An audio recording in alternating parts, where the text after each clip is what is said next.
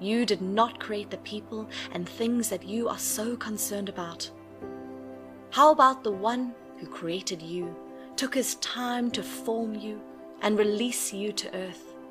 Do you not think he cares more than you care for your dependence and wards? Do you not think he would do all that it takes to ensure you are good and at your best? When you realize that he cares for you more than you can ever imagine or think of, then you would know that whatever or however it is, whatever it would take, God would do it for you. Do you not think God would also adopt a similar method of going all the way for you until it is done? We are not different from God. Remember, the scripture told us that God created us in his image and likeness. We were formed after him. We are his photocopy. It is his breath that is working in us. We have his spirit in us, and we are God's also. Certainly, how we do good, how we behave, show concern, and get moved by our earthly children is also how our Father would respond. Here is a God that created all things and has absolute control and power over all systems and entities.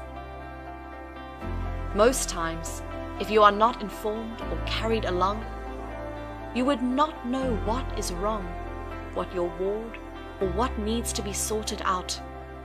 If your children do not inform you of their needs in school, he knows all that we go through, but probably you are enjoying what is happening to you and do not want to talk about it. God would not do anything if you do not inform him. Nothing would happen or change if you do not come to him for help. Have things been stagnant? Have you been broken down? Does it seem like you have been rejected? Is your life disjointed? Is it broken out of cause? Does all seem to be going back and no progress is made in life? Has your life been marked and colored by shame? It is then time to inform your Father in heaven. You have been quiet for so long, and that is why you are faced with all you are seeing. You have been comfortable with the happenings, and that is why nothing has changed. It is time to lift your voice and pray. It is time to send your incense as prayers to heaven. Everything would remain how they are if you do not inform your Father. Nothing would turn around or change if you do not become deliberate and approach your Father in heaven. Do not let them chase you out before you call on him. Do not allow the situation to kill you or become your end before you call on him. There is nothing God cannot do. There is nothing God cannot change. There is no situation he cannot upturn and bring back to alignment. He is ready to roll away the shame. He is ready to heal. He is ready to lift you up. He is ready to solve the problem and give you peace. But have you told him? Are you ready for him to step in, and are you ready for him to be involved? Why not invite and involve him today? Why not make room for him to change and put an end to that terrible situation? Call on him today.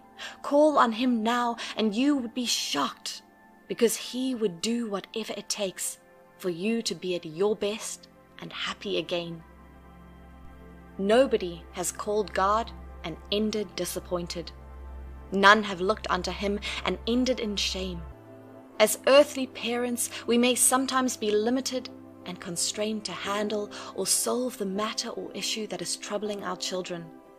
But when they inform us, they have confidence that it would be addressed, and like a burden on us, we are forced to go any length to see that the issue is solved. We are talking about a God that nothing can limit his abilities. There's nothing that does not belong to him, and there is nothing he cannot change. You must approach God like little children. You must seek him like a child. It is time to let go of your own understanding. It is limiting you from praying and seeking the face of God to do whatever it would take. You must come with a humble heart and a heart full of trust and belief that he would do it. When your ward is asking and informing you of fee payment, they are less concerned about whether the money is available or not and how you would pay for it. They simply submit their request, demand, and leave. That is how you should call on God. That is how you should table your request to him. You cannot seek after God except you come like a little child. This is what he told his disciples. Be like the little children. Children will not be quiet when they are hurt. They would run and tell it to their parents. Involve God in all you do. Tell him about everything. A closed mouth is a closed destiny. Do not be quiet when you go through all this pain, suffering, and discomfort. He wants you to talk. Open your mouth and pray. Talk to God. Do not end your destiny and life because you decided to be quiet. Do not shut your destiny from divine help and intervention by your inability to pray and call on God. He knows the very number of hairs on your head. He has every detail about you and would cause a sudden change of story when you call on him. It took God nothing to display his power and show his strength to the Egyptians when they hindered or did not want the children of Israel to go. It took God nothing to make an old woman of 90 with a husband of 100 to have a child. It did not take God anything to defeat armies with lepers. It did not take God anything to feed thousands with few bread and fish. It did not take God anything to change the life of Job. It did not take God anything to provide a wife for Isaac and Jacob.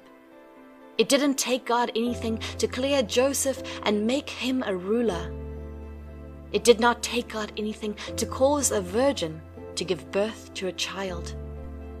It did not take God anything to make way through the sea or fall down tall walls. It did not take God anything to make the blind and deaf better again. It did not take God anything to restore and bring provisions to the children of Israel or at the wedding in Canaan. There is nothing God cannot do. There is nothing he cannot change. He formed the world out of nothing because all things are in him and by him. What is that which he cannot do or cannot change? What is that which he cannot turn around? What is that which has limited your capability and capacity to follow him? You must not keep your mouth closed. You must not remain the way you are. You must not keep your hands folded and watch the situation displace you. Approach God today like a child. Seek him with belief that it must change.